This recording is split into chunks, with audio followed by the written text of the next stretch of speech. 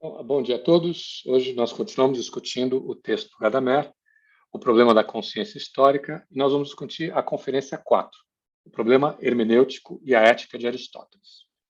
Então, como é nosso costume, vamos começar com uma rodada de primeiras impressões. Posso começar Começar? primeiro? Para não ser Claro, aleatório? claro. Tá bom. Então, Aí eu já volto e ligo a câmera. Mas bom, né? era bom, todos nós Ai. queremos ver você, porque quando você está explicando, as suas expressões são fundamentais para entender o que você quer dizer.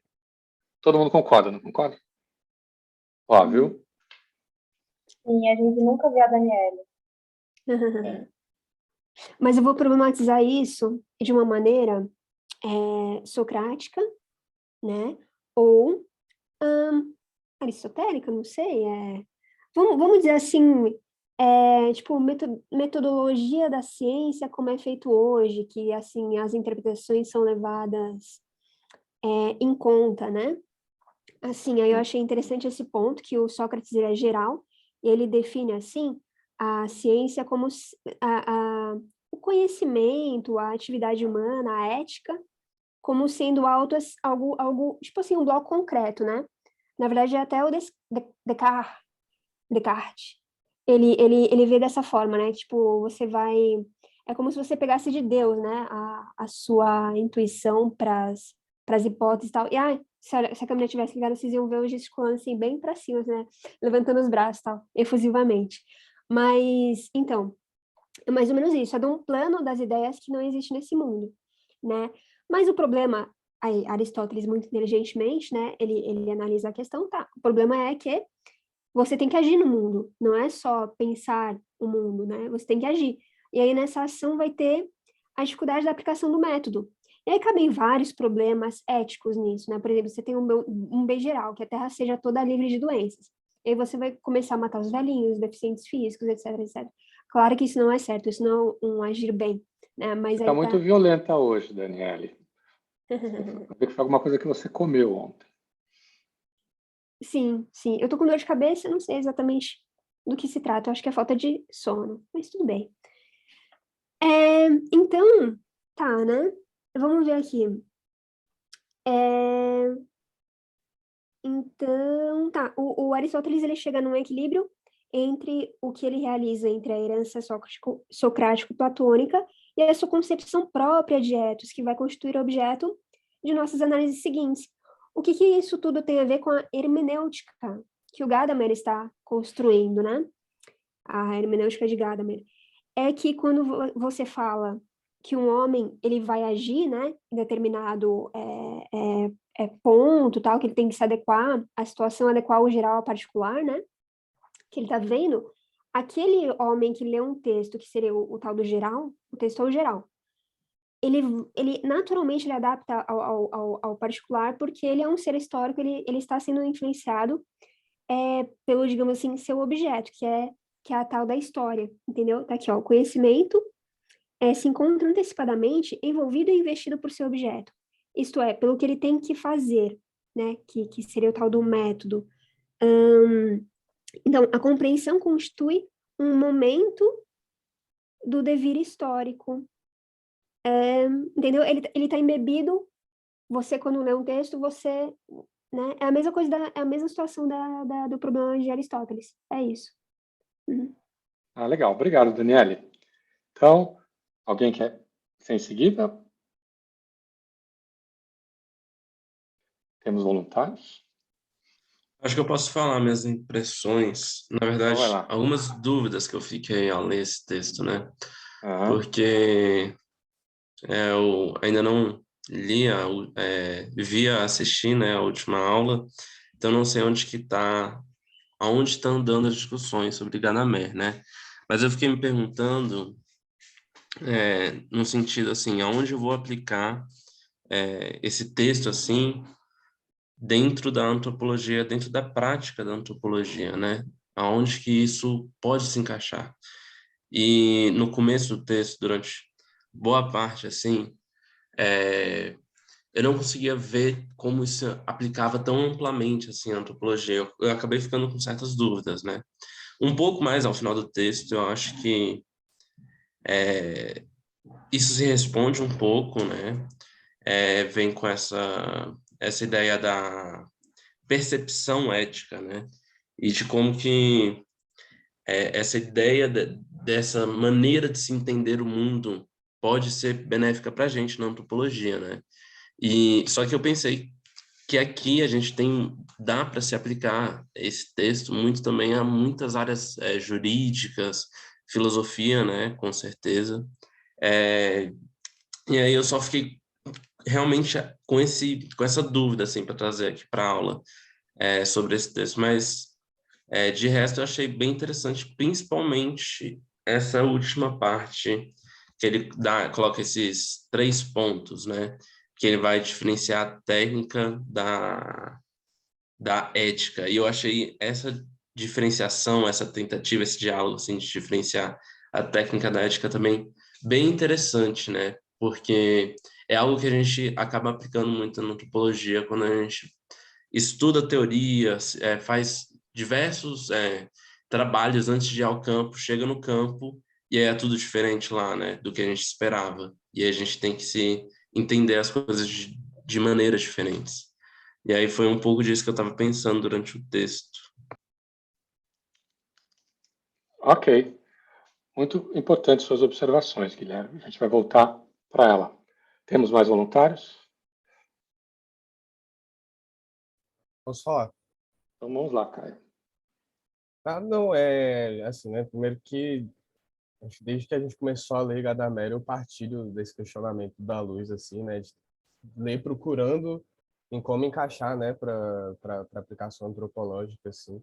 Confesso que é muito filosófico, né? Assim, tem bastante dificuldade, já falei em outros momentos também, assim, então acho que primeiro parte disso, assim, também, né? Tem bastante essa coisa que o da luz trouxe, assim, também. Só que esse eu achei mais fácil de ler do que os anteriores, até, assim, né? Acho que a ética é uma coisa que permeia muito, né? Tudo que a gente vive, assim, no dia a dia e tudo. E achei interessante algumas percepções que trouxe, né? A diferenciação de saber, de quase que uma empiria ética, né? Para uma empiria do objeto científico mesmo, assim, né? Uma diferença entre elas. Até o próprio objeto de um próprio debate, né? Entre os filósofos antigos, até assim que ele traz. Achei interessante. E a ética sem ser algo dogmático também, né? Que eu achei interessante, como algo que é isso, você apreende do momento histórico que você está vivendo, da condição de vida que você está ali e tudo, que, que acho que isso que é quando ele traz um exemplo da jurisdição, por exemplo, né? Que você não pode avaliar uma lei só pela lei, você tem todo uma análise, né, da situação, do que foi ocorrido ali para aplicar a lei, né? A lei não se aplica no seu de jurisprudência, assim, né, e tudo. Mas eu achei interessante isso, de ter um aspecto, de trazer claramente esse aspecto não dogmático, né, da ética, assim. Eu acho que isso que dialoga bem com a gente, né? Onde a gente está, assim, né? Porque a gente vai se inserir em diversos momentos, assim, que o que vai ser ético fazer alguma coisa, não vai ser ético, né? E são questões que não são delimitadas claramente, assim, né? O que é ético e o que não. Claro que tem coisas que são esdrúxulamente antiéticas, assim, né? Mas nem sempre algo que categoricamente não seria ético pode não ser ético para algum lugar, né? Para alguma situação, para alguma relação também. Achei, não sei, um pouco disso. Assim. Uhum. Tá Deixa eu bem. entrar aqui rapidinho nessa parte, que ele diz que, tipo assim, as ciências matemáticas, né, elas são um conceito, você define, tá aqui na segunda parte, né, você define elas e qualquer um pode aprender. Já o conhecimento humano, né, é o objeto, seu objeto é o homem e o que ele sabe de si mesmo. Então, isso muda com o tempo, assim como a hermenêutica, né? Entendeu? Quer dizer, as ciências humanas, elas são diferentes da técnica, né? Não é isso. Ok. Também é muito pertinente. Ah, Giovana, você? Então, professor, eu achei que esse texto, esse capítulo, Não estamos te ouvindo. Não sei se sou só eu. Tá bem baixinho. Agora tá indo? Eu tinha botado o fone no buraco errado. Eu achei que esse texto ele foi muito mais expositivo do que os outros, esse capítulo, na verdade, do que os outros capítulos, porque não conseguimos captar qual era a opinião do Gadamer em cima da opinião do Aristóteles, se ele concordava ou não. Eu acho que nos outros capítulos ele deixou isso mais claro. Quando ele não concordava com alguma coisa, eu não sei. Mas isso pode ter sido eu mesmo, porque quando eu li, acho que estava latino, estava maior bagunça aqui, eu não consegui captar muita coisa. Mas eu gostei, ele como o pai disse, é um texto muito fácil de ler. E eu também pensei muito sobre como isso se aplicava na antropologia. Mas eu achei que o outro capítulo ele foi, como a gente também trouxe isso na aula, eu achei que a conexão com a antropologia foi mais fácil de fazer do que esse. Mas eu gostei bastante. Tá bom. Vamos ver. Você quer falar alguma coisa, Thaís? Eu posso falar também. Não sei, eu acho que eu tive muitas das mesmas impressões, assim, de todo mundo. Não sei se tá muito barulho aqui, porque, enfim, né? Tá em casa, tem dessas, assim. Para acrescentar, acho que um elemento novo que eu vi pouca gente falando, eu também achei interessante como ele faz análise da história também no final do texto, assim. E eu acho interessante também cursos de metodologia que discute também a epistemologia, né? Não se prende só a discutir técnicas de pesquisa em si. Então, eu acho que ter essa discussão também, às vezes até mais da filosofia sobre epistemologia e hermenêutica, eu também acho uma interessante, assim. Eu lembro que quando eu fiz IMCS, a gente também fez muito isso, assim. Tinha muito uma discussão sobre a história da ciência e a gente leu vários autores que discutiam a formação de ciência ao longo do tempo. Acho que é isso. Obrigado, Thaís. Depois, quando você vai sentir à vontade, aqui é um debate, então você pode intervir a hora que você quiser. professora, eu posso comentar o comentário dela? Pode, Que claro. que é assim, aí naquela questão, Sócrates versus Aristóteles, né? A questão é que quando você está estudando história, você está estudando ciências humanas, não há aplicabilidade do método socrático, não há uma verdade única. Não há assim uma coisa que você pode dizer, isso é sólido, isso é definido, isso é fato. Porque nós somos sujeitos que nós mudamos a nossa ética, as nossas concepções, a nossa maneira de ver, de acordo com o que vemos. Quer dizer assim, não é aplicável ao conhecimento humano você dizer assim, não, existe, alguma coisa existe, entendeu? Alguma coisa é sólida. Estou certa nisso? Sim. Acho que Platão e Aristóteles, mesmo Aristóteles, nenhum deles é diretamente aplicável. Você tem que não é bem o que faz o Gadamer, né? Mas eu volto isso mais na frente. O que o Gadamer faz, ele interpreta Aristóteles para tirar de Aristóteles a questão que para ele pode ajudar a resolver o problema que ele tinha colocado a princípio, que é essa tal de hermenêutica, né? Como você pode pensar uma hermenêutica como a partir de uma ontologia. Fez sentido, Dani? Sim, sim. É porque, esse comentário é porque de outra matéria, né? Um aluno, eu estou dando o professor Eurico, né? Em tese 1. Aí Eu um menino gosto ele muito do Eurico. passou, É bem legal. não fala para o Eurico que eu não sei se ele vai achar bom isso, mas a turma, o menino, né? Ele quis se mostrar, ele quis aparecer aqui no WhatsApp. Ele mandou um resumão, que é tipo assim, o próprio livro em si, entendeu? Todo escrito, um resumo enorme. E aí, tô abrindo aqui, tem uma parte legal que ele fala de quem? Do Kuhn, do livro Resumo e Tópicos da Apresentação. Do livro Mente, Linguagem e Sociedade. Aí é o seguinte, esse autor, ele é extremamente conservador quanto à opinião de verdade, né, de existência das coisas. Ele está falando com e... Peraí aqui, deixa eu achar, tá? Terceiro argumento com... Peraí.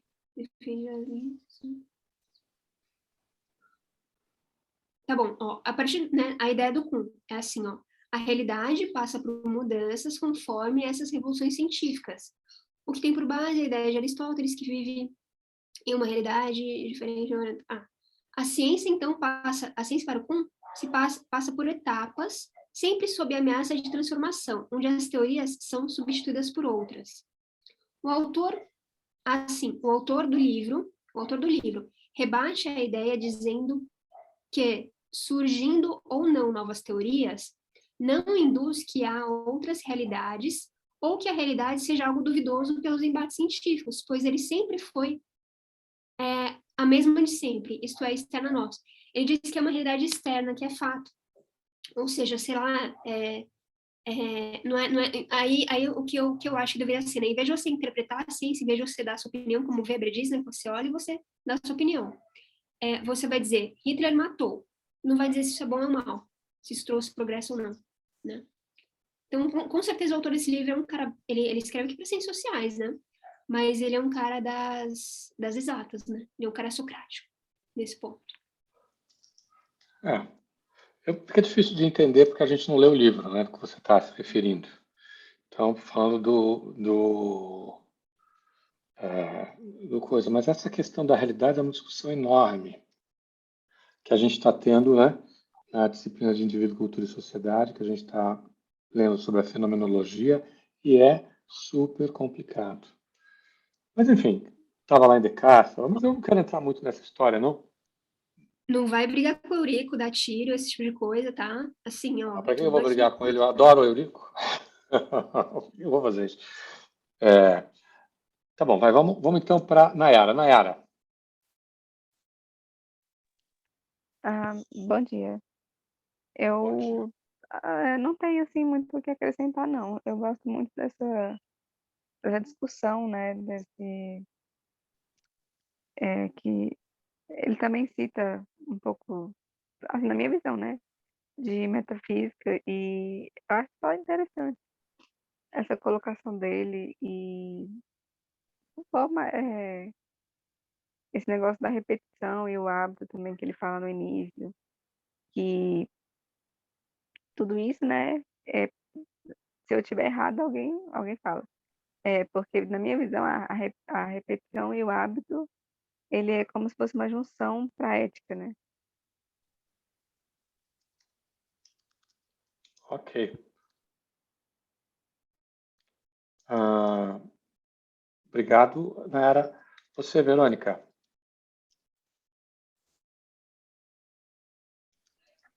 Oi, professor. Eu não consegui ler o texto todo porque eu estou internada. Ô, Verônica. Então por que você não devia estar nem na nossa aula? Pode. Não, é verdade, né? Não, mas eu prefiro assistir e acompanhar o debate, né? E quando eu tiver alguma coisa para colocar, eu fiz algumas anotações, aí eu contribuo, pode ser? Sim, perfeito. Mas você tá bem, Verônica? Você tá. Bom, você Eu não tá tô bem que você bem tá hoje. internada, né? Eu acho que hoje eu vou receber alta. Ah, Aí, legal. mas eu tô melhorando. Espero que vá tudo bem com você. Todos nós estamos torcendo para a sua plena e completa recuperação. Obrigada. O mais rápido possível, né? Esperamos que você fique bem. É isso? Tá bom, olha, enfim, eu acho que a principal questão é essa, né? O que isso tem a ver com antropologia? E o que isso tem a ver com hermenêutica? Qual é o ponto central desse capítulo, dessa conferência?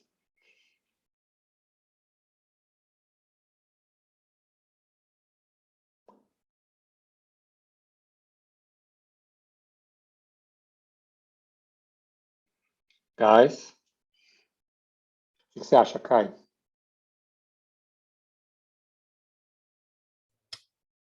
Não sei. Não sei exatamente. Não? E você, Guilherme, o que você acha?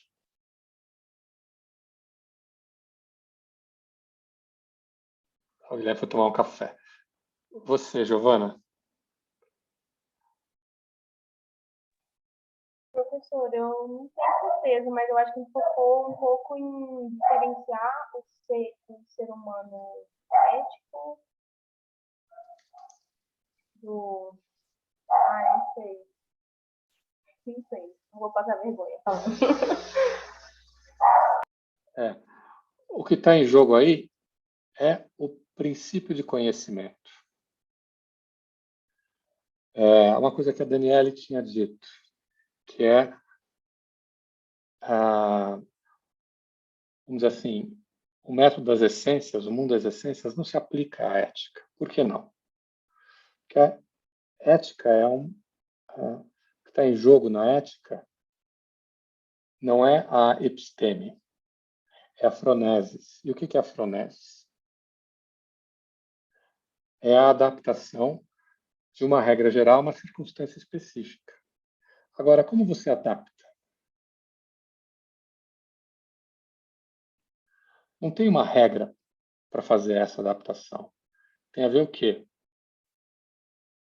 Tem a ver com, primeiro, ela tem alguma proximidade com a técnica, mas não se reduz à técnica, e tem aqueles 3 pontos que ele vai falar lá na frente, né? E, ao mesmo tempo, é uma coisa voltada para o concreto. E, portanto, ela faz o uso que da experiência da pessoa.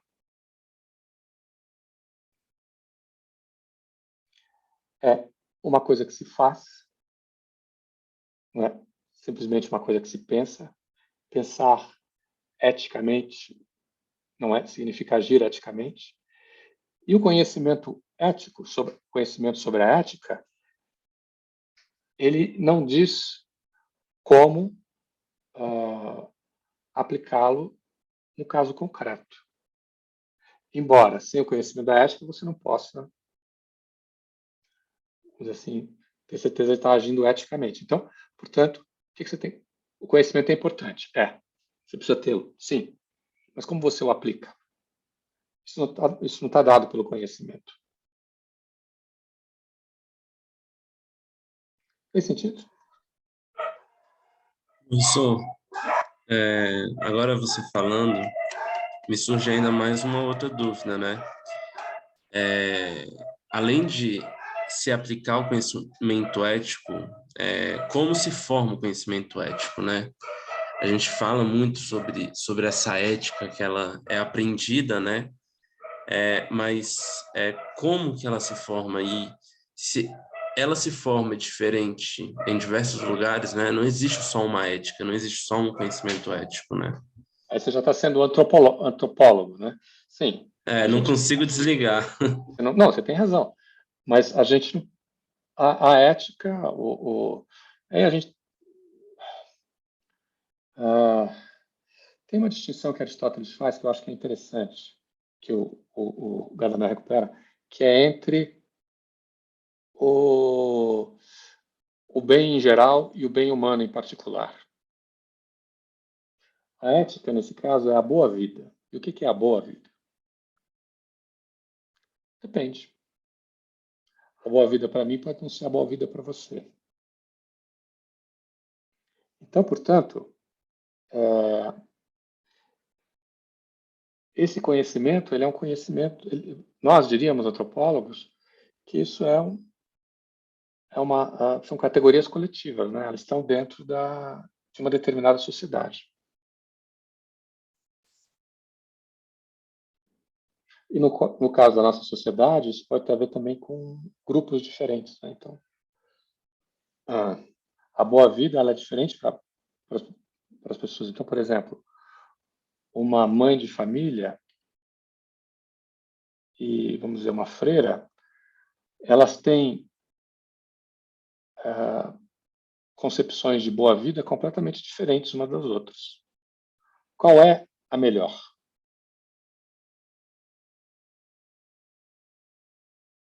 Essa é uma pergunta que a gente não consegue responder. Então, é isso mesmo, assim, você está querendo dizer que para a hermenêutica não há uma resposta, a única resposta é a pluralidade de interpretações? Não. O que eu estou dizendo, o que o Gadamer está dizendo é que a hermenêutica não é uma episteme, mas é uma phronesis. Ou, dizendo, pegando esses dois modelos, o conhecimento verdadeiro, episteme, e o conhecimento prático, está baseado na sabedoria, a phronesis. A hermenêutica, ela está mais próxima da phronesis do que a episteme. Entendi. Então, quer dizer, a hermenêutica, a interpretação de um fato é uma experiência, não uma construção de conhecimento. Ele tem a ver com a experiência. A experiência precede, vamos dizer assim, a sua decisão. Tá? Então, assim, nas ciências naturais, você está somando conhecimento e há uma verdade realmente objetiva.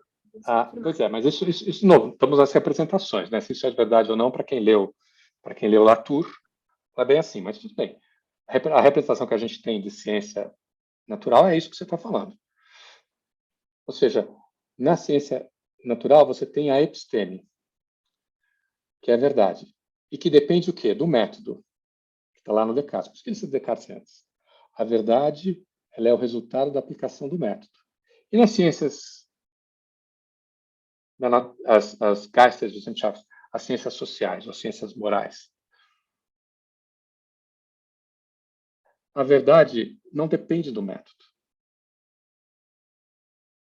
Aí, então, por isso que quando você lê Freud e Foucault, são universos diferentes.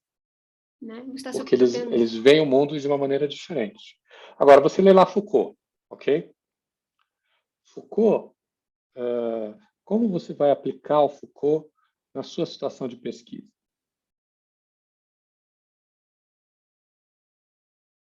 Percebe que você tem várias possibilidades diferentes?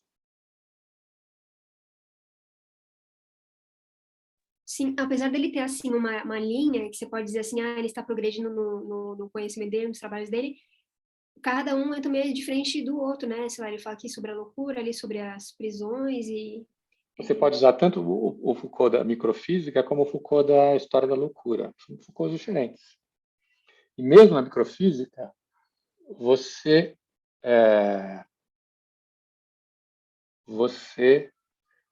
pode... Peraí, me perdi aqui. O que eu estava falando? Que são diferentes, os temas que ele trabalha. É isso? Não, eu estava falando outra coisa antes. Me perdi. Thaís, me ajuda. Onde é que eu estava? Eu estava anotando aqui que estava falando sobre a ciência moral, né? Que seria mais ou menos a da antropologia, não depende da verdade. Acho que eu cheguei. A verdade não é o resultado do método. Uhum. Ele está falando de Foucault, né? Então você pode... Para você vai interpretar Foucault de uma determinada maneira. Como é que você o interpreta? Certamente não como uma francesa, porque você não é uma francesa, ponto. Você vai interpretar a partir das suas experiências que fazem parte, pertencendo a uma sociedade diferente. O caso dele ele vivia lá entre as coisas do Maio de 68, ele conhecia, né, na verdade, assim, Sartre era um intelectual mais estabilizado que ele na época, né, tal. Mas, assim, ele estava querendo entrar nessa coisa, sabe, nessa revolução, não que ele já não fosse, né, na verdade, era uma consciência de massa que estava acontecendo ali. Só que o pessoal, olha só que interessante, que eu vi, eles tinham inspiração maoísta. Você fala de maoísmo hoje no Brasil, que é aquilo lá que mata milhões e tal.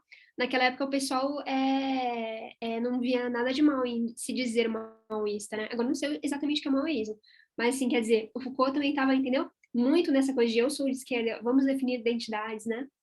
E assim por diante. O Foucault tem uma coisa muito específica, né? Que tinha a ver com a questão do corpo, a questão da sexualidade dele. Era uma coisa complicada, ele lidou de uma maneira muito complicada durante muito tempo. Mas, enfim, eu conheço... Eu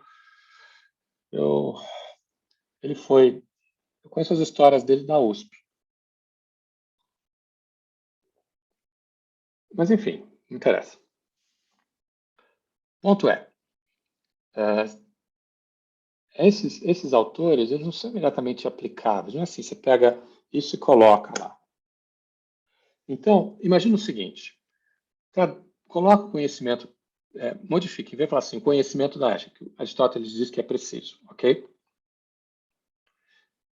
Substitui isso por conhecimento da antropologia. Então, você lê antropologia, significa que você já sabe como você vai aplicá-la numa determinada sociedade? Não, né? A Giovana aqui já tá dizendo que não, né? É isso. Todo o nosso conhecimento de antropologia, ele, ele é um conhecimento anterior que a gente tem que ter, mas ele está condicionado pelo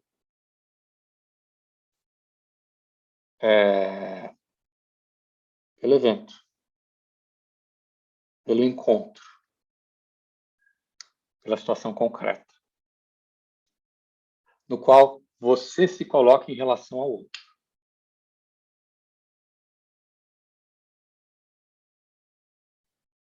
Fez sentido? Não muito. Não muito? Então vamos ver. Quando você está falando de ciências exatas, você está falando de um objeto que é diferente de você. Ok?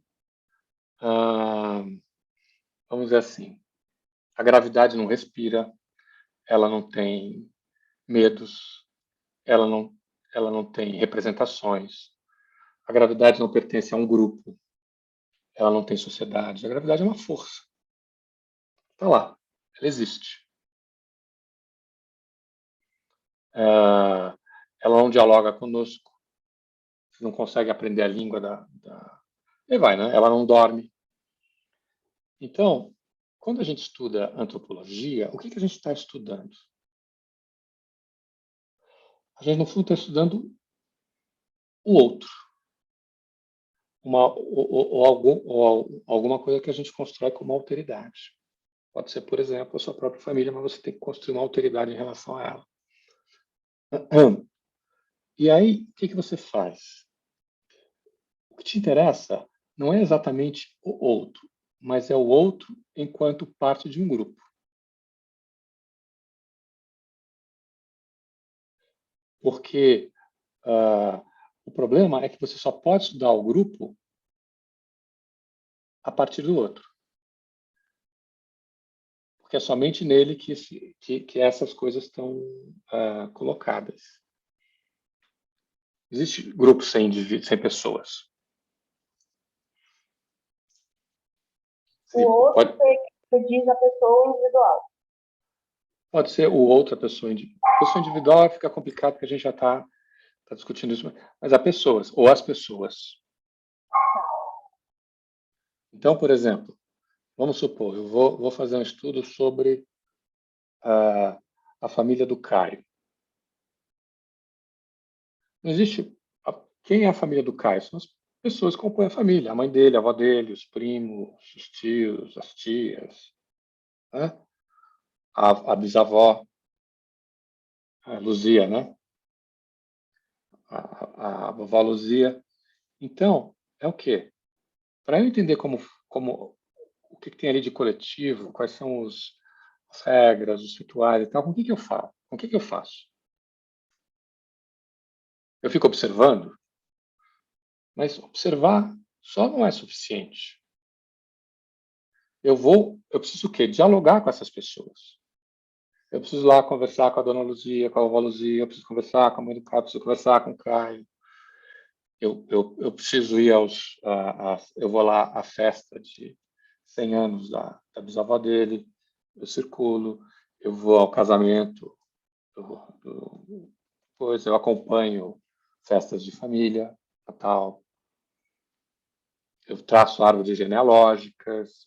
Mas para isso eu preciso fazer o quê? Eu preciso entrar em relação com eles. Então, veja, eu vou estudar a família. E o que me interessa são as regras, vamos dizer assim, aquilo que tem de coletivo. Mas, ao fazer isso, para chegar a isso, o que eu preciso fazer? Eu preciso entrar em relação com essas pessoas.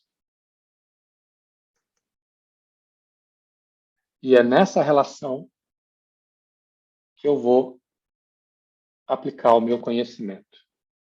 Ou a partir dessa relação que eu crio o dado, que o meu dado surge. E onde está o método aí?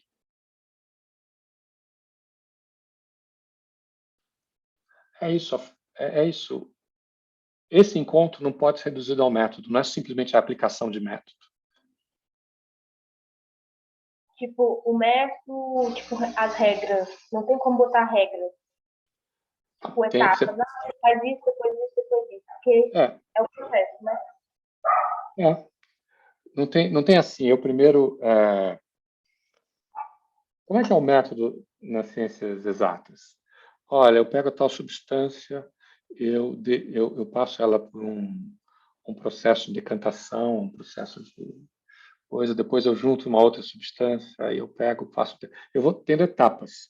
E se eu cumprir essas mesmas etapas, eu vou chegar no mesmo resultado. É isso que a ciência está colocando, né? Então, e na antropologia? E no encontro com o outro? É isso que ele menciona, então, no texto, quando ele fala que não tem como a gente seguir as regras perfeitas como se fosse na matemática, porque senão a gente perde o objetivo.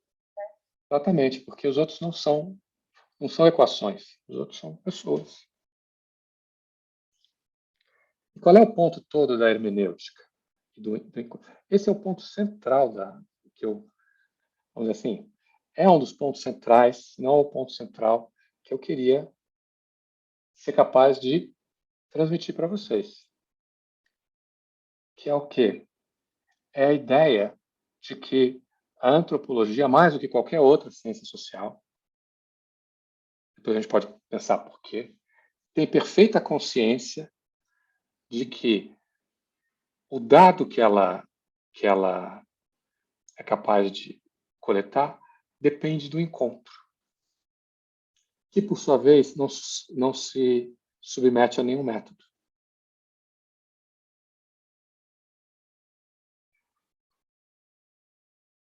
Fez sentido? Isso é super importante. Eu acho que sim, Agora faz sentido. eu acho que sim, Fala. fica Vamos lá, primeiro a Daniela, Fica- depois o Guilherme. Tá. Vai, Daniela. assim, a antropologia fica até um pouco mais objetiva, né? Se, por exemplo, você encontra uma aldeia indígena, você encontra um grupo suburbano, aí os seus trabalhos são completamente diferentes. E tudo bem, porque na verdade quem está contando o trabalho é o pessoal, né? Não só o pessoal, mas o seu objeto, o seu objeto, né? Nesse seguinte sentido, o grupo que você está estudando, ele determina o método que você emprega. É o que a gente está falando da Afroneses. É a situação concreta que vai determinar aquilo que você... E a sua relação com ela, claro. Então, você não pode estudar do mesmo jeito um grupo suburbano e uma tribo indígena. As teorias não são as mesmas, não são aplicáveis. Ok, tem parentesco, mas o parentesco significa uma coisa numa sociedade e outra noutra. Mitos é uma coisa numa, outra noutra. Uma está num contexto urbano, onde as pessoas têm uma relação de trabalho que é importante, está numa sociedade de classes. A outra é uma tá em oposição à sociedade nacional. E ter maneiras de perceber essa sociedade é a tentativa de, já está dizendo lá o Viveiro de Castro, de englobar essa sociedade do modo deles. Originalmente não tinham classes sociais, agora, a partir do contato, podem estar se criando distinções que sejam semelhantes à coisa. Tem concepções diferentes do que é justiça, de como se relacionar com o mundo, de como se relacionar com a natureza. Então, e dentro disso, quando você vai para essas sociedades, é o seu, vamos dizer assim, o que você vai conseguir extrair dali depende o quê? Da sua relação com elas, com aquelas pessoas. Envolve um monte de coisa que estão para além do seu controle. Por exemplo, texto famoso. Vocês já leram os Nuer, provavelmente. Pelo menos. Pois é, os Nuer, ele é muito diferente dos Azanis. Vocês leram também os Azanis? No Zazandi, o Evans Pritchard teve uma coisa absolutamente, uma entrada muito positiva. Ele foi abrigado, ele começou a participar, ele botou uma casa, ele utilizava os oráculos para fazer as coisas dele, ele tinha... Os NUA tinham acabado de passar por um processo de conflito com o governo colonial. Quando o Evans Pritchard chega, ele é o quê? Ele é o representante desse governo colonial. Então, ele teve uma péssima acolhida.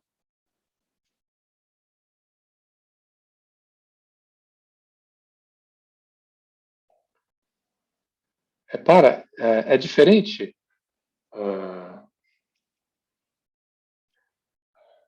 É diferente o lugar de onde você parte, quer dizer, o lugar de onde você parte também, e aí nessa sociedade complexa como a nossa, também faz diferença. Por exemplo, vou dar um exemplo. O Caio. O Caio, ele é uma pessoa política. Pelo que eu estou entendendo, ele tem uma carreira na política pela frente. Posso estar enganado, mas... Então, é claro que isso vai compor o olhar dele para o objeto de estudo, qualquer que seja ele.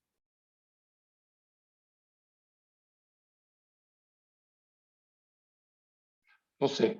Eu acho que eu acho que o Caio podia se manifestar, já que eu o citei assim tão impunemente. Não, professor, eu acho que isso é muito expresso, né, na antropologia, assim, principalmente porque o nosso objeto de estudo é o outro, né, assim.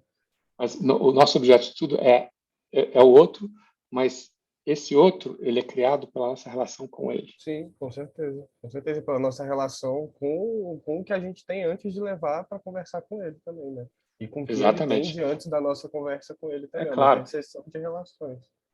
E isso é criado não apenas pela sua pelo que você leu da antropologia, pelo seu conhecimento enciclopédico dos textos antropológicos, mas também por aquilo que você é, pela sua inserção nessa tradição.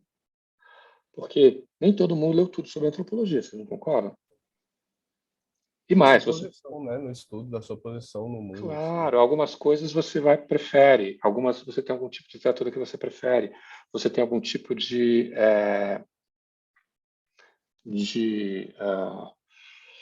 isso pode ser qualquer coisa, você pode ter a ver com a sua vontade de ser mais teórico, pode ser com, por exemplo, pode ser com a sua posição social, por exemplo, você é uma pessoa negra e isso influencia aquilo que você quer estudar, porque você sofre o preconceito na pele, então, portanto, literalmente, né? Então, portanto, isso é uma questão importante, central para a sua vida. Você é uma mulher e a questão de ser mulher, a identidade é absolutamente central para aquilo que você quer estudar. Às vezes não, às vezes você é advogada, você tem um curso de advocacia e você quer então faz antropologia e você quer utilizar a antropologia para estudar coisas do direito. É a sua trajetória. Mas, Guilherme, eu te interrompi, você queria ter falado antes, desculpa, é que eu me empolguei aqui. Sem problema, professor. Eu só fiquei em dúvida quando você estava falando, né, que a gente não tem um método, né, e a gente constrói, né, em relação com o outro. Mas aí eu me pergunto assim, né, qual é a especialização que um antropólogo tem para lidar com o campo? Assim, o que faz, o que difere o antropólogo de um outro pesquisador quando ele vai ter essa relação com o outro, né? E que ferramentas que a gente pode levar ao campo, né? Porque você traz, né, que a gente vai construir quando a gente chegar lá, quando a gente ter essa relação com o outro. Mas eu ainda tenho em mente, quer dizer, eu me sinto muito desconfortável em pensar em ir de mãos vazias para esse encontro, né? Ir de mãos, sabe, sem ter alguma coisa que me respalde, pelo menos no primeiro instante, mesmo que eu vá abandonar Excelente a sua essa pergunta, técnica. Guilherme. Excelente a sua pergunta. E não foi bem isso que eu disse. Nós temos muitos métodos, Mas o que eu disse é que o encontro não está submetido ao método, nem à técnica, entendeu? Ou seja, o encontro depende do quê? Da relação, e ele depende de com quem você está relacionando de você mesmo. Isso não pode ser, é como a Phronesis. Você não tem uma regra para aplicar a ética. Ela depende do quê? Da sua experiência. Então, depois que você teve em conta, aí você pode pensar, vamos usar método? Vamos falar então, vamos estabelecer relações de parentesco aqui. Pode ser relevante. Então, você tem toda uma teoria de parentesco e tem um monte de ferramentas e instrumentos para você lidar com isso. Rituais, tem um monte de ferramenta e instrumento para você lidar com o ritual. Questão do poder, também tem um monte de ferramenta e instrumento. As teorias, as nossas teorias, são como, eu gosto de pensá-las como uma caixa de ferramentas.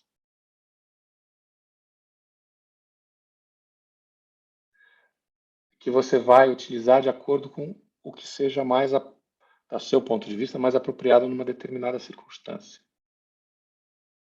Mas o encontro, você ir até o outro, isso não está submetido ao método. Fez sentido?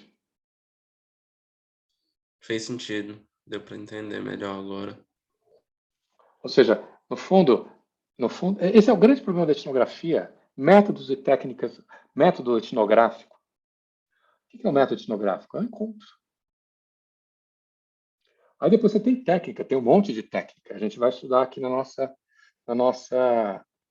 prática, o que fazem os antropólogos? Eles vão textualizar a experiência.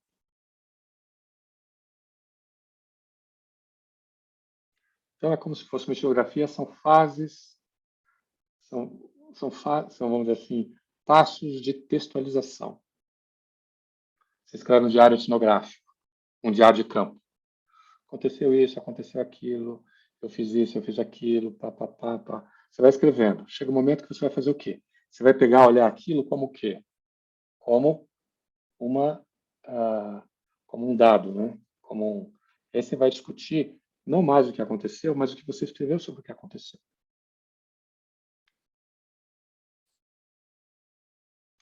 Tudo isso, no outro aspecto, está numa dimensão do subjetivo. Porque o encontro com o outro, você vivencia isso como uma experiência subjetiva. O que significa que é isso que você está levando suas coisas para lá também, né? Ou intersubjetiva, como está dizendo o Schultz, que nós estamos entrando na disciplina. Aliás, esse último texto estava para ser aplicado nesse curso aqui também. Então, você está nesse encontro com o outro, tanto é que o Schultz está baseado lá no Husserl, que o Gadamer citou no capítulo que ele está falando do Heidegger, que está discutindo com ele. O que o Heidegger está dizendo? Está dizendo que antes você tenha o Dasein, você tem que estar lá. E esse Dasein, por sua vez, é uma condição de é uma existência,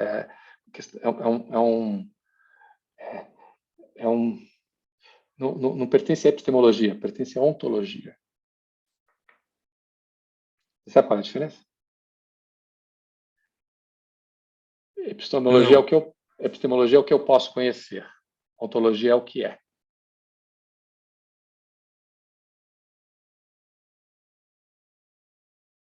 Nesse caso, o Dasein significa literalmente estar lá. Da é lá, sein é ser lá. O que isso quer dizer? Quer dizer assim, que para você fazer uma etnografia, você não fica no seu escritório, como eu estou agora, com seus livros. Não, você tem que sair daqui, você tem que botar o pé na lama.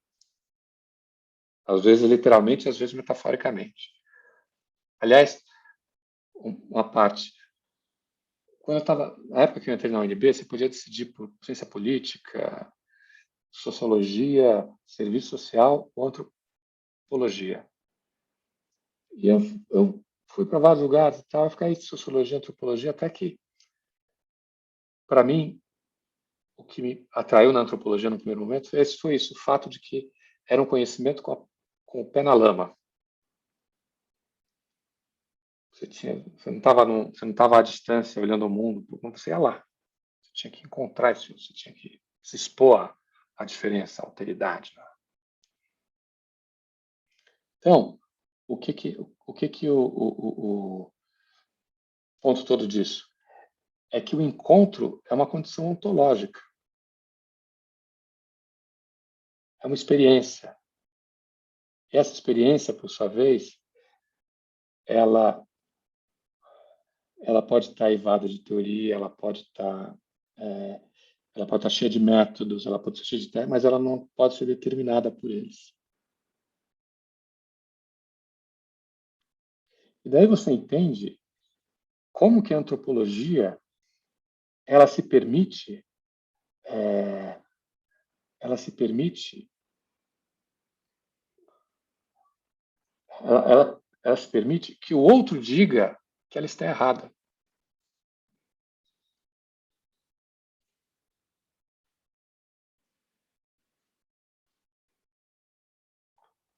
Não é? Quando você vai, isso tem vários sentidos, né? Tem vários usos, assim, mas no sentido, vamos dizer assim, mais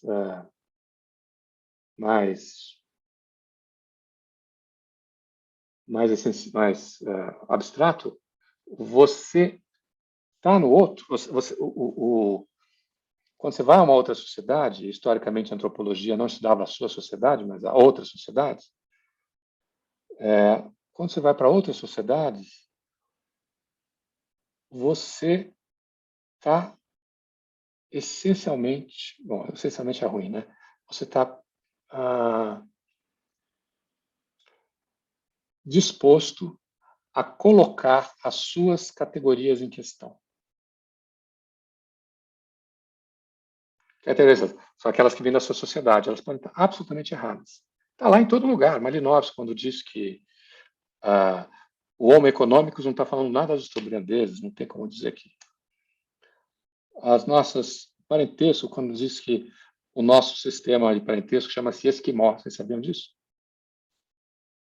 Que é o sistema mais simples. O sistema mais simples é o nosso, o mais banal. Banal no sentido exagerando, mas tem sistemas complicadíssimos. Nós somos sociedades com Estado. Nós somos sociedades sem Estado. Dividi-las em economia política não faz sentido para eles. Nós somos sociedades que partimos, para as nossas sociedades, há um rompimento em sociedade e natureza. Para nós, a natureza é universal e a sociedade é particular. A cultura é particular. Para as tribos indígenas do Brasil, o Viveiro de Castro já mostrou que elas invertem. Para elas, a sociedade é universal e a natureza é particular. Então, a natureza muda, mas a cultura não. É tudo diferente. Já citei para vocês o Maurice Lénard, que vai perguntar, já falei disso para vocês, que vai perguntar eu já falei para vocês do Maurice Lénard? Bom, eu não falei para a Thaís de todo jeito, então vou falar para ela. O Maurice Lénard, ele era companheiro lá de Mose, né? Ele trabalhou com Mose, tanto é que ele substituiu Mose em alguns cursos do Collège de France. E, embora ele não tenha sido catedrático do Collège de France. Mas o Maurice Lénard, ele era um missionário. Ele vai para Nova Caledônia e passa lá 25, 30 anos. E durante esse tempo, ele tinha um projeto de traduzir a Bíblia para a linguagem nativa. E a atividade dele, a atividade missionária, ele tinha uma escola. Né, aí ele pega uma das pessoas que acompanhou ele durante esses 20 anos e pergunta para ele, vem cá, o que é que eu te ensinei? O que é que você tirou de mim nesses últimos 20 anos? Foi o espírito? Não, o espírito a gente já conhecia, foi o corpo. Ou seja, a noção de corpo que nós temos, que nós é absolutamente central para a nossa concepção de mundo, era algo que não fazia sentido para eles. Então, esse é o primeiro ponto. Nós estamos dispostos a colocar em questão nossas teorias mais caras no encontro com o outro. Isso hoje tem outras implicações, porque hoje estão tendo vários movimentos que eu acho super, absolutamente positivos, que são essas pessoas dessas sociedades que antes nós estudávamos à distância e que tinham uma relação assimétrica com a antropologia, porque afinal de contas existe uma relação assimétrica entre essas sociedades. Hoje, não apenas nós achamos que essa simetria não faz sentido, como essas pessoas estão se apropriando dos instrumentos da antropologia para dizer para nós, olha, vocês estavam errados. Olha que coisa legal. Isso desdobra em projetos, como o projeto do José Jorge Carvalho, que são os saberes tradicionais, né? Colocar esses saberes no mesmo plano da antropologia e trazer por exemplo, para uma banca de doutorado, não apenas antropólogos e acadêmicos, mas também pessoas que têm o conhecimento tradicional para discutir o texto. Olha que coisa legal.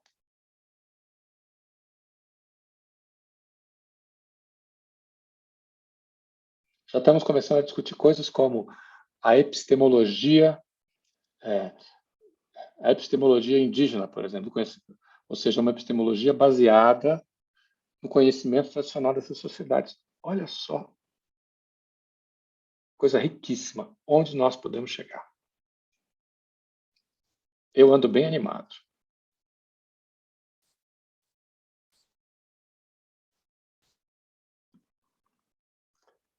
Ok, vamos fazer uma rodada de discussão? Vamos então, Thaís.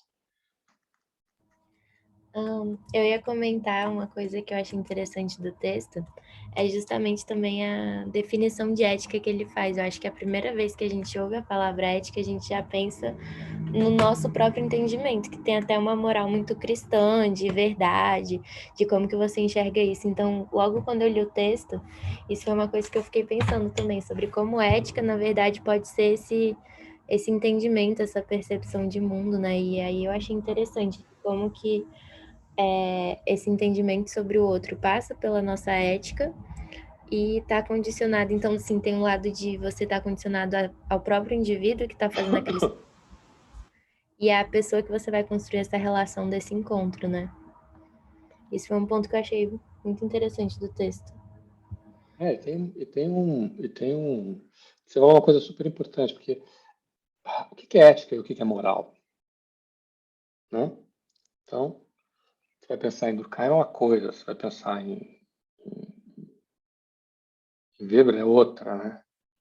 Então, alguns autores fazem a distinção, outros não fazem. Outros vão dizer que a ética é a ciência da moral. E aí vai, né? Você tem vários... Mas tem uma distinção, que é uma distinção que vem de Aristóteles por um lado e de Kant de outro, né? Que a moral é aquilo que pode ser universalizável e a ética é aquilo que tem relação com a boa vida. Então, só digo isso só de curiosidade, né? Isso é importante, porque se você for pensar nisso, né? Se for utilizar e pensar essas coisas, você precisa definir esses termos de alguma maneira, né? Que sejam... Isso é uma coisa interessante, porque como tem várias percepções do que seja um e que seja outro, se você vai fazer isso, você tem que estabelecer como você vai usar isso, qual é a teoria que você vai utilizar para colocar, para pensar. E isso é metodologia para a gente.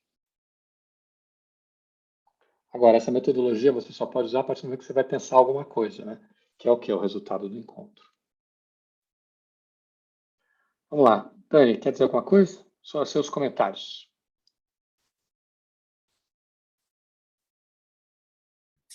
Eu quero dizer que o Gadamer, para mim, ele é tão importante. genial, né, quanto Aristóteles, porque ele compreendeu muito bem, eu acho, que o que Aristóteles quis dizer e adaptou legal para a sua questão. E deixa eu ver aqui se eu tenho mais algum ponto. Sim, uma coisa que eu estava pensando, né, são coisas minhas, da individualidade da Daniele, né? Se você for estudar classes sociais, aí você estuda os ricos, a elite, você estuda os pobres.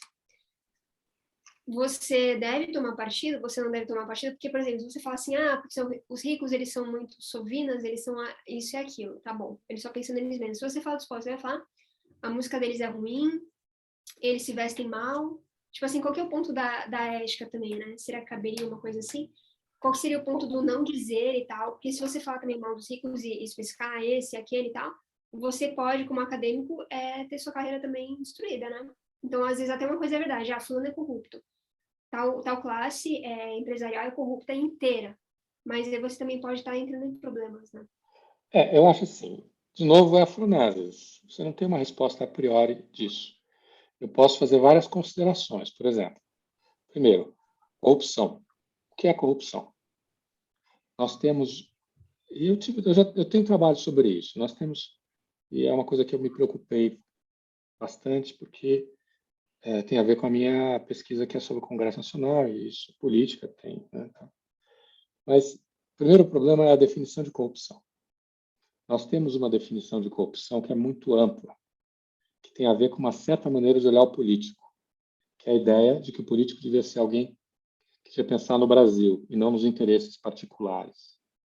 Para nós, de uma maneira geral, não estou dizendo para todo mundo, a ideia de a influência do interesse privado dentro das instituições públicas é corrupção por definição. De acordo, Caio? Sim, isso lembra muito. Foi a Daniela, né, que falou do Eurico. Eu peguei umas matérias com o Eurico. O Eurico fala muito disso, né? Ele gosta muito de Weber, assim. Weber tem muito essa pegada, né? Viver para a política, viver da política. Isso existe completamente, mas a ideia padrão, né, do ser humano olhando a política não é para o Do político brasileiro, viver né? para ele, né? Do brasileiro, não é para o político viver para ele, é para fazer pelo país, né? Fazer pelo Estado. Então, por exemplo, qualquer influência. Agora, se você for olhar, por exemplo, os federalistas, eu já não me lembro qual é o federalista, se é o 51. Eles vão falar coisa completamente. Você sabe que são os federalistas, né? Não, pois é, eu explico. Teve a Constituição Americana, eles tiveram a Revolução, eles fizeram a Constituição, fizeram uma segunda. E essa Constituição, então, tinha um problema aí, que está no centro, que é a relação entre o governo federal e os governos locais, né, os estados e as localidades. E a grande questão era a questão da liberdade. À medida em que o governo federal ele era alguma coisa que, de longe, oprimia a liberdade dos estados. Pois bem.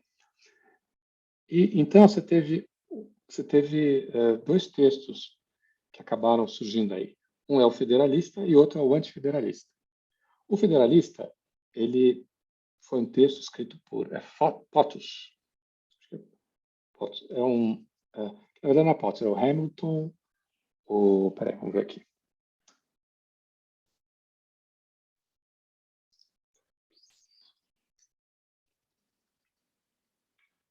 O Hamilton, o Madison e o John Clay. E eles publicaram isso nos jornais. Que coisa interessante. Os federalistas foram escritos nos jornais, depois foram reunidos, e até hoje é o quê?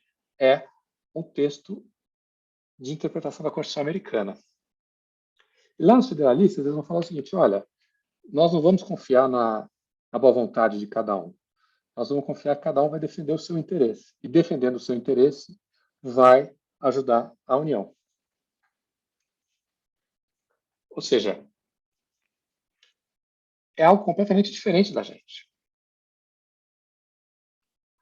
É uma sociedade para a qual a defesa do interesse, ela não só faz parte do que a gente chama de privado, não só faz parte da democracia, como ela é positiva para o todo. Então, é claro que o julgamento vai ser diferente aqui lá sobre o que significa corrupção. Então, é o primeiro ponto. O segundo é que, quando você vai estudar uma coisa, a elite, tudo isso que você falou são preconceitos. Não no sentido... Preconceitos aí, utilizando a expressão, utilizando o Gadamer, que nós não chegamos nele ainda, é a ideia de que a sua compreensão sempre parte da tradição ou do conhecimento ético, daquilo que você já possui. E aí, então, o preconceito, ou seja, o conceito anterior, ele é condição de existência, é condição para a compreensão. Ele não é o que impede a compreensão, é aquilo que possibilita a compreensão. Agora, desses preconceitos, tem dois tipos de preconceitos. Tem os positivos e os negativos. Os positivos é aquilo que baseia a compreensão, o negativo é aquilo que impede a compreensão. Que nesse sentido, se aproxima da ideia de preconceito da gente, né? Senso comum. Como a gente sabe a diferença? A gente não sabe, a priori. É somente no diálogo com o outro, no encontro com o outro, que você vai poder distinguir os dois. Isso, às vezes, não se distingue num determinado momento. Isso é, como diria, é uma coisa que demora, às vezes, tempo. Então, por exemplo, e às vezes o esforço coletivo de vários antropólogos.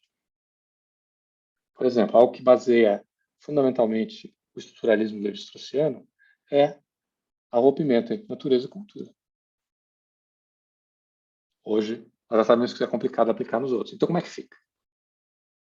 Então, aquilo que a gente achava antes que estava certo, que podia ser aplicado, a gente descobre hoje que não dá mais. Então, o que a gente faz? A gente precisa mudar, né? Para pensar de outras maneiras. Isso força a gente a reformular muita coisa.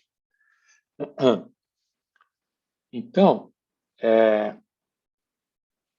acho que a gente tem um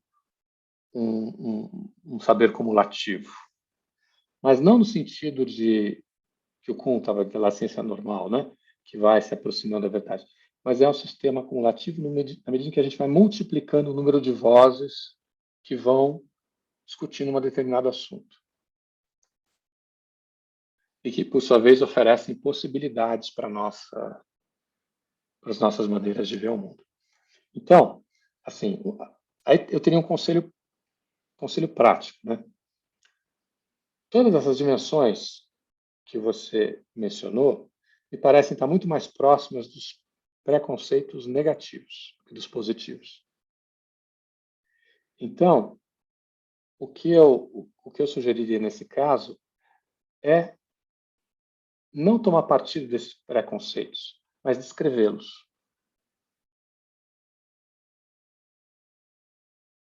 E tentar perceber, por exemplo, como esses preconceitos eles são construídos à distância ou não. Por exemplo, uma coisa é eu dizer que os nossos empresários só pensam no deles, são egoístas. Outra coisa é ir lá, conversar com eles e ouvir o que eles estão falando, que, olha, eu trabalho tem uma firma, uma indústria, essa emprega tantas pessoas, eu faço essas coisas, o discurso que eles têm sobre eles mesmos enquanto empresários. Depois, a relação que eles têm enquanto grupo social, que é diferente, né? Porque essas pessoas, ao mesmo tempo que elas são donas de indústrias, elas frequentam certos circuitos de relações nos quais o discurso muitas vezes pode ser diferente. Então, o que eu imaginar pensar essas coisas em relação. E é claro, há sempre uma dimensão de essas coisas estão todas juntas, há sempre uma dimensão de interesse particular, há sempre um discurso sobre a minha relação com a sociedade como um todo, há sempre uma dimensão, uma separação ou não, pode ser diferente de família e trabalho, há uma relação. Fez sentido, Dani? Fez. Tá bom. Vamos lá, Guilherme, seus comentários. Oi, professor. Então, achei muito interessante o que você estava dizendo sobre esse espaço que tem sido aberto assim, na antropologia. Eu acho que a gente está num momento muito emocionante também. E eu acho que talvez a gente esteja até passando por uma nova maneira de se criar antropologia, uma nova maneira de se pensar, assim, né? Quando a gente for estudar, tipo, daqui a, sei lá, 50 anos, a história da antropologia, eu sinto que essa época que a gente está passando agora vai ser um momento que vai ser visto como muito marcante nessa mudada, nessa virada da maneira que se produz o saber e quem que produz o saber, né? Eu acho que isso é muito interessante de estar vivendo, de estar aprendendo antropologia nesses tempos. Tá legal, eu acho que você tem toda a razão. Agora, isso é uma questão, isso surge uma questão importante. O que a gente faz com o conhecimento da antropologia até agora? A gente joga fora? Existe esse movimento também, né? Vamos jogar fora o que a gente fez, porque foi tudo criado por colonialistas, um pensamento colonial, um pensamento preconceituoso, enfim, por aí afora. O que a gente faz com isso? Professor, eu não acho ruim, sabe? Tipo o Gilberto Freire, né? O pessoal critica na sociologia. Isso daí, isso daí eu aprendi na matéria lá de sociologia brasileira, né? Que o Sérgio Buarque, os pilares, né? Gilberto Freire e fulano de tal, que eles são terríveis, né? Que eles são extremamente preconceituosos, mas não, sim, tem assim os elementos, mas eu achei que era pura linguagem, pura arte, entendeu?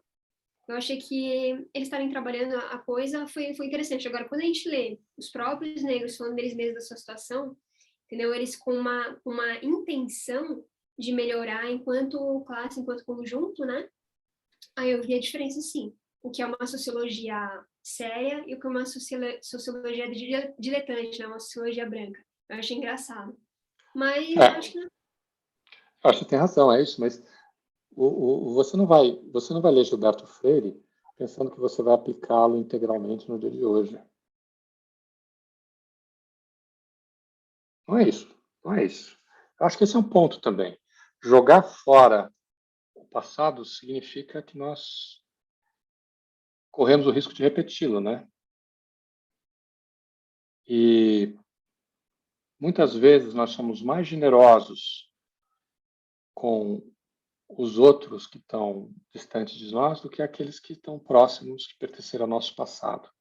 Não significa que você precisa tomar tudo isso acriticamente, não. Mas eu acho que essa é a minha posição pessoal, né?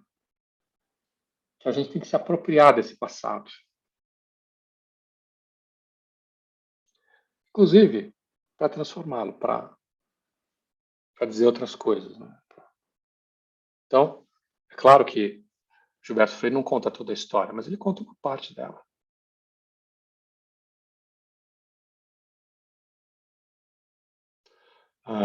Essa é a minha opinião. Eu adoro Gilberto Freire, acho ele bem legal. Agora, Gilberto Freire, o preconceito de Gilberto Freire é mais antigo do que isso, porque ele já era mal visto ao tempo dos marxistas, lá pela década de 60, 70. 70, 80. Não se lia Gilberto Freire, principalmente sociologia, né? Por quê? Porque ele era talvez, como eu não estava falando de classe social, não prestava. Mas vamos lá, Caio, seus comentários.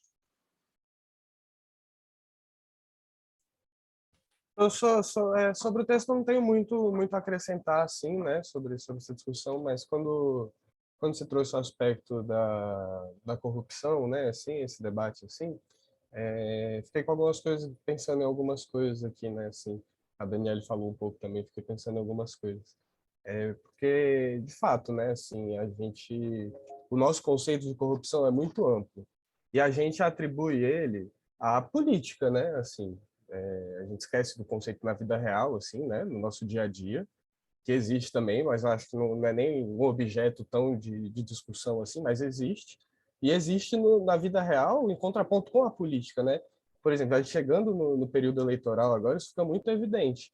Em 2020, eu estava fazendo campanha lá em Fortaleza, e campanha de interior, assim, né? Não de interior, mas uma campanha nas periferias de Fortaleza, né? Assim. E, cara, a relação que a população tem com a política, com o político, é uma relação de favor, de troca de favores. Tipo, isso não é uma coisa passada, antiga e tal, isso é uma coisa atual, real. A gente ia conversar na rua, a gente cansou de ouvir, era todo dia, pelo menos 10 pessoas, 15 pessoas na rua falando pra gente, tá, mas tô precisando de uma ajuda odontológica, preciso botar meu filho numa creche.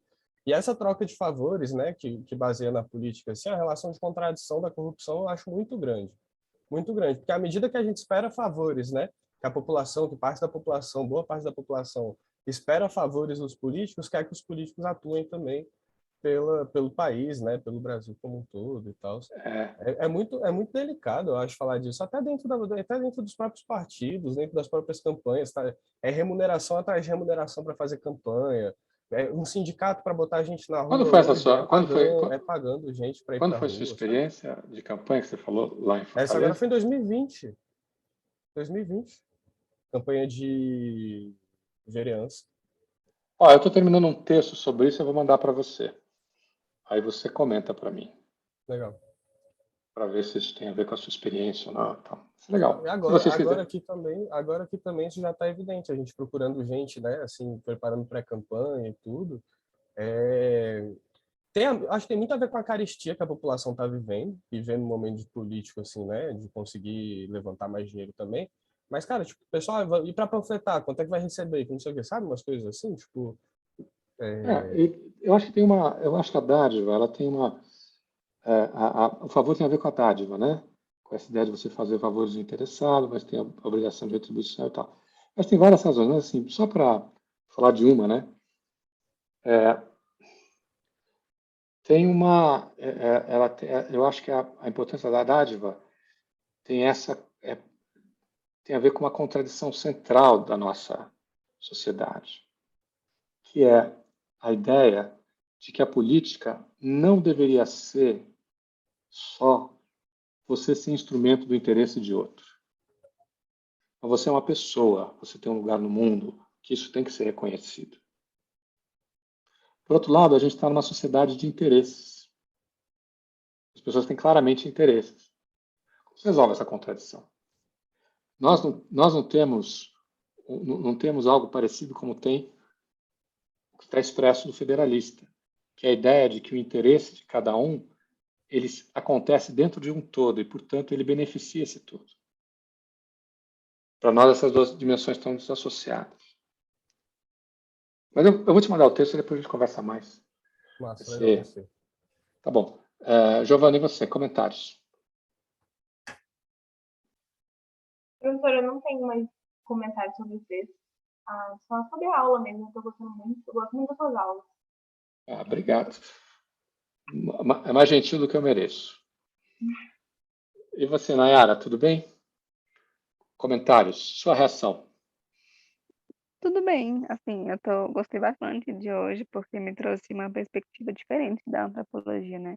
Eu acho que eu tô, assim, até hoje, fazendo o curso, né? Para mim ainda surgem muitas dúvidas do que é realmente a antropologia e de como é trabalhado, né? E hoje, assim, foi muito bom mesmo para poder trazer essa clareza para mim. E só tenho a agradecer pela discussão. Então, só para a gente resumir aqui uma coisa. Próxima vez que alguém disser assim, olha, a antropologia é um problema porque você não sabe qual é a verdade, que cada um faz alguma coisa diferente, que quando você vai lá você vê uma coisa, outro vê outra, o que você vai responder para ele? Você vai responder o seguinte, olha, isso não se aplica E se você não entendeu isso, você não entendeu o resto. Tem nada a ver com a gente. Isso significa que o nosso conhecimento não seja objetivo? Não. Significa que o tipo de objetividade ao qual a gente se propõe é diferente. Por quê? Porque ela depende do nosso objeto. Os métodos dependem do objeto. É como a pronese, depende da situação. Não é algo anterior que eu imponho quase como se fosse uma tirania. O método não é a tirania sobre o objeto. O método ele tem que surgir do diálogo com o objeto. Lembrando que método, nesse caso, o óculos, são as teorias pelas quais a gente vai entendê-lo. Né? E, no outro plano, dialogar com ele também. Tá bom? Eu acho que por hoje tá bom, né?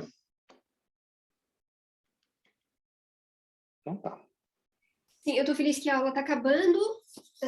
Eu acho que foi proveitosa a nossa discussão. O Aristóteles é um cara legal, as pessoas colocam assim, como tipo, muito diferente ele do Platão, né? Como se um apontasse para a Terra, outro para o céu, mas eu acho que os dois estão apontando para o céu, no final das contas. E também não está errado. Eu não lembro por que exatamente estou falando isso, mas eu lembro de ter lido alguma coisa e estava falando, nossa, mas Aristóteles, ele é completamente do mundo das ideias e tal. Quer dizer, ele tentou fazer, né, a adequação. Esse é o ponto. Tá bom. Obrigado, Dani. Então tá bem, vamos encerrando. Temos sexta-feira, né? Não, temos sexta-feira. Sexta-feira nós encerramos o Gadamer. Esse último capítulo é onde ele vai estabelecer vamos assim, os princípios da hermenêutica que ele está propondo. Ok? Então, até lá, e se você gostou, por favor, deixe um like no canal.